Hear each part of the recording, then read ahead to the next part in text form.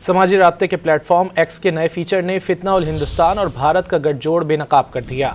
नए फीचर के तहत एक्स अकाउंट्स कहां से चलाए जा रहे हैं ये मालूम किया जा सकता है, जिसके बाद बलूचिस्तान पर प्रोपेगेंडा करने वाले बेशतर अकाउंट्स भारत से ऑपरेट होते हुए पाए गए, जबकि अफगान सरजमीन के पाकिस्तान के खिलाफ इस्तेमाल के शवाहिद भी सामने आ गए।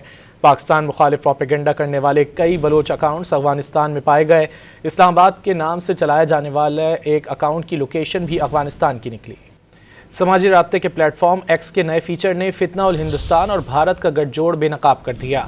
नए फीचर के तहत एक्स अकाउंट्स कहां से चलाए जा रहे हैं ये मालूम किया जा सकता है, जिसके बाद बलूचिस्तान पर प्रोपेगेंडा करने वाले बेशतर अकाउंट्स भारत से ऑपरेट होते हुए पाए गए, जबकि अफगान सरजमीन के पाकिस्तान के खिलाफ इस्तेमाल के शवाहिद भी सामने आ गए।